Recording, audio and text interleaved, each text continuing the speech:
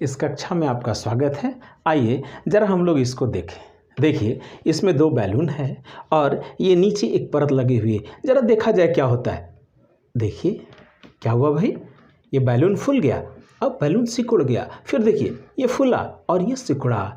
जानते हैं ये जो परत है इसको मैं जब नीचे कर रहा हूँ तो बैलून फूल जा रहा है, ऊपर कर रहा हूँ तो बैलून क्या हो रहा है, सिकुड़ जा रहा है। वास्तव में हमारे श्वसन क्रिया को समझाने का एक मॉडल है। तो आइए हम लोग आज अध्ययन करते हैं श्वसन। श्वसन कौन सी प्रक्रिया है? आप भोजन करते हैं, स्कूल आते हैं, फिर आपको भूख लग जाती है। अगर खाना नहीं खाते तो कमजोरी महसूस होती है। फिर स्कूल से घर जाते हैं, शाम को खेलने का समय हुआ तो फिर आप कहते हैं खाना दो। क्यों? क्योंकि खाना नहीं खाएंगे तो आपको खेलने में कमजोरी महसूस होगी। अर्थात जो हमारा भोजन है उससे आपको कार्य करने की क्षमता मतलब ऊर्जा प्राप्त होती है। अर्थात जो भोजन है उससे हमको ऊर्जा मिलती है। और ज़रा ध्यान दीजिए, मान लीजिए आपने भोजन किया लेकिन आपका पेट खराब है तो क्या होता है? जब आपका पेट खराब है तो जो भोजन किए वह बिना पचे हुए शरीर से बाहर निकल जाता है। मतलब भोजन किए फिर भी आपको कमजोरी महसूस होती है। क्यों भाई? उसका कारण क्या हो सकता है? उसका कारण यह है कि आपने भोजन किया लेकिन उससे ऊर्जा आपको मिली नहीं। तो श्वसन क्या है? श्वसन वह प्रक्रम है जिसके द्वारा जो भोजन है उससे हम लोग ऊर्जा प्राप्त करते हैं। अब आइए देखें हम लोग श्वसन को कितने भागों में कैसे किया जाए। श्वसन को हम लोग मुख्यतः दो भाग में बांटेंगे। पहला है बाह्य श्वसन। बाह्य श्वसन क्या है कि बाहरी वातावरण से ऑक्सीजन युक्त वायु को फेफड़े तक पहुंचाना, उस वायु का फेफड़े से ऑक्सीजन का रक्त में मिलना और रक्त के साथ कोशिकाओं तक पहुंचना, कोशिका में भोजन का ऑक्सीकरण होना, फिर वहां से जो कार्बन डाइऑक्साइड निकलता है उसका पुनः फेफड़ों तक पहुंचना और फेफड़े से उस वायु को बाहर निकाल देना। ये पूरी प्रक्रिया कहलाती है बाह्य श्वसन। बाह्य श्वसन को दो भाग में बांटेंगे, श्वासोच्छ्वास और गैसों का परिवहन। श्वासोच्छ्वास क्या हुआ कि वायु को फेफड़े तक पहुंचाना तथा पुनः फेफड़े से वायु को बाहर निकाल देना, वो हो गई क्रिया श्वासोच्छ्वास। और गैसों का परिवहन क्या है? फेफड़े से जो ऑक्सीजन है उसको हम लोग पहुंचाते हैं रक्त के माध्यम से कोशिका तक, और कोशिका में जो जलवाष्प और जो कार्बन डाइऑक्साइड उत्सर्जित होता है उसको पुनः फेफड़े तक पहुंचाते हैं। ये परिवहन का कार्य हम लोग रक्त के माध्यम से करते हैं, तो वो हो गया गैसों का परिवहन। अब ध्यान दीजिए, जो हमारा श्वासोच्छ्वास की क्रिया है उसको फिर हम लोग दो भाग में बांटते हैं। जैसे देखिए, मैंने श्वास को अंदर लिया, इस क्रिया को कहते हैं प्रश्वास, इंस्पिरेशन। और फिर श्वास को मैं बाहर निकाल रहा हूं तो ये क्रिया हुआ उच्छ्वास अर्थात एक्सपीरेशन। तो प्रश्वास हुआ कि वायु को, ऑक्सीजन युक्त वायु को फेफड़े तक पहुंचाना, ये प्रश्वास की क्रिया हो गई। और उच्छ्वास कार्बन युक्त, जिसमें कार्बन की अधिकता हो वैसी वायु को फेफड़े से बाहर निकाल देना, वह कहलाता है उच्छ्वास की क्रिया। अब आइए ये हम लोग ध्यान दीजिए, यहाँ पे मैंने ये बनाया है आपके मानव श्वसन तंत्र का चित्र। देखिए यहाँ ये है नासा गुहा, अर्थात नाक के द्वारा हम लोग वायु को, ऑक्सीजन युक्त वायु को शरीर के अंदर ग्रहण करते हैं। अब देखिए यह है मुख गुहा, यह है ग्रसनी, जहाँ से भोजन हमारा अंदर की ओर जाता है। अब जो नासा गुहा से हमने जो वायु ग्रहण की है, यहाँ देखिए श्वास नली हो गई, श्वास नली से फिर यहाँ पर जो उसकी शाखाएं हैं वो फेफड़े में, एक फेफड़ा ये, दूसरा फेफड़ा इधर जाता है। तो इस तरह से फेफड़े में वह वायु पहुंच गई। ध्यान दीजिए, फेफड़ा हमारे यहाँ पसलियों से घिरा होता है, इधर भी पसलियाँ हैं, इधर मैंने दिखाया है कि ये घिरा है। और दूसरा देखिए यहाँ पे है ये मांसपेशी की, पतली मांसपेशी की बनी हुई संरचना जिसको हम लोग कहते हैं डायफ्राम। अब हम लोग समझें कि वास्तव में जो हमारा श्वासोच्छ्वास की क्रिया होती कैसे है। ध्यान दीजिए, अभी मैंने जो मॉडल आपको दिखाया था उसको मैं पुनः दिखा दूं। देखिए ये जो मॉडल है, देखिए मान लीजिए ये हमारा एक फेफड़ा है, ये दूसरा फेफड़ा है, और देखिए ये है डायफ्राम, ये डायफ्राम है और ये हमारी श्वास नली है। क्या होगा कि डायफ्राम देखिएगा आप, डायफ्राम हमारा जा रहा है नीचे की ओर।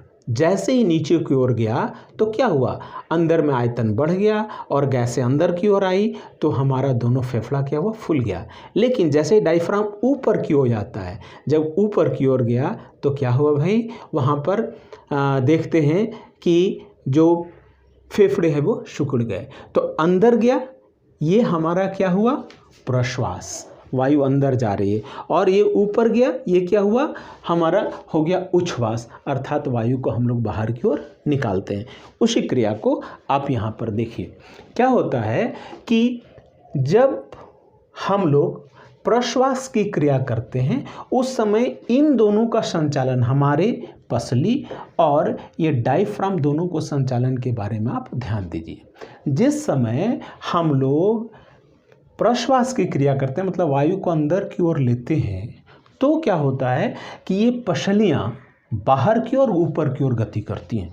पसली बाहर और ऊपर की ओर, और ये डायफ्राम हमारा नीचे की ओर चला जाता है। स्पष्टतः जब ये नीचे चला गया, ये पसली ऊपर और बाहर की ओर गई, तो यह जो वक्ष गुहा है उसका आयतन बढ़ जाता है। उस आयतन के बढ़ने के कारण जो वायु है वह फेफड़े में आराम से चली जाती है। और जिस समय हम लोग उच्छ्वास की क्रिया करते हैं तो क्या होता है, जो पसली है वो अंदर की ओर और नीचे की ओर गति करती है, जबकि हमारा जो ये डायफ्राम है वह ऊपर की ओर गति करता है। किधर क्या, ऊपर की ओर, जिसके कारण जो वक्ष गुहा का आयतन कम हो जाता है, जिसके कारण वायु पर दबाव पड़ता है और वो फेफड़े से बाहर की ओर निकल जाती है। इस तरह से हम लोगों ने प्रश्वास और उच्छ्वास की क्रिया को पूर्णतः देखा। अब ध्यान दीजिए आप दो चीज़, कि पहला है बाह्य श्वसन का जो स्थान है वह हमारा फेफड़ा है। फेफड़े में जाने के बाद यहाँ पर बहुत सारी रक्त की नलियाँ होती हैं, जिसमें कि हमारा रक्त रहता है और रक्त के साथ जो वायु आई है उससे ऑक्सीजन रक्त में मिल करके फिर पहुंच जाता है हमारी कोशिका तक। और अब ध्यान दीजिए, मैंने यहाँ पे एक फ्लो चार्ट बनाया है किस तरह से। सबसे पहले ये वायुमंडल है, वायुमंडल से यहाँ वायु जो ऑक्सीजन युक्त, मतलब जिसमें ऑक्सीजन की मात्रा प्रचुर है, वह पहुँचती है फेफड़े में। किसके द्वारा, प्रश्वास की क्रिया के द्वारा।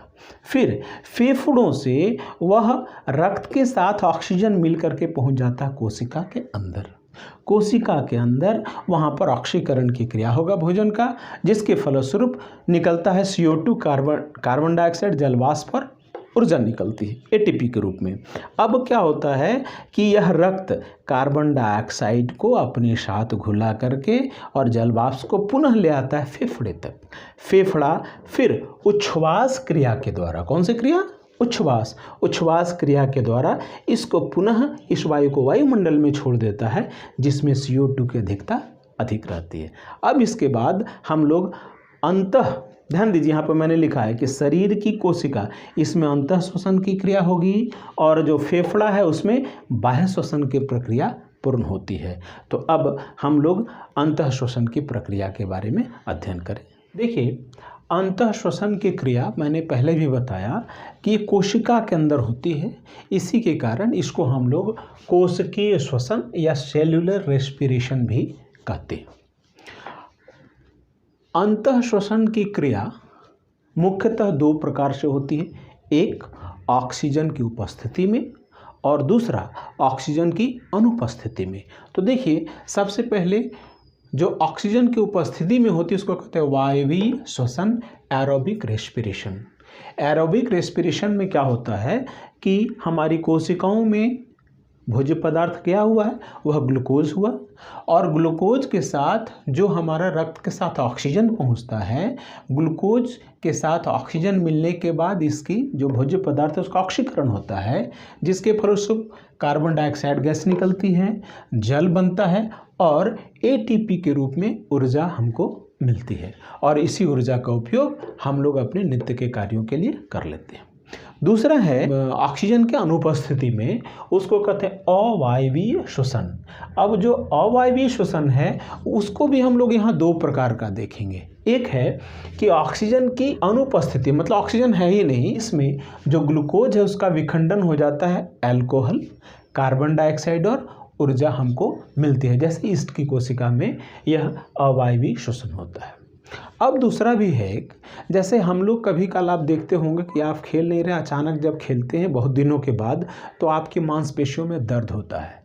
अचानक बहुत दिनों के बाद कुछ काम कर देते हो तो हाथ में मसल्स में दर्द होने लगता है, पेशियों में। वो क्यों होता है उसको देखिए। जब हम कार्य करते हैं तो हमारे शरीर को अधिक ऊर्जा की आवश्यकता होगी। जब अधिक ऊर्जा की आवश्यकता होगी तो भोज्य पदार्थों का ऑक्सीकरण ज़्यादा करना होगा, उसके लिए ऑक्सीजन की मात्रा अधिक चाहिए। लेकिन ऑक्सीजन की मात्रा जब नहीं रहती है पर्याप्त मात्रा में, तो ऑक्सीजन की अस्थायी कमी के समय हमारी जो पेशी कोशिकाएं हैं वे हमारे भोज्य पदार्थों का विखंडन करती है, ग्लूकोज का विखंडन कर देती है और उससे हमको ऊर्जा मिलती है। लेकिन ऊर्जा के साथ साथ यहाँ मुक्त होता है लैक्टिक अम्ल। यह लैक्टिक अम्ल ही हमारी पेशियों में जमा हो जाता है और उसी के कारण हमको दर्द होता है।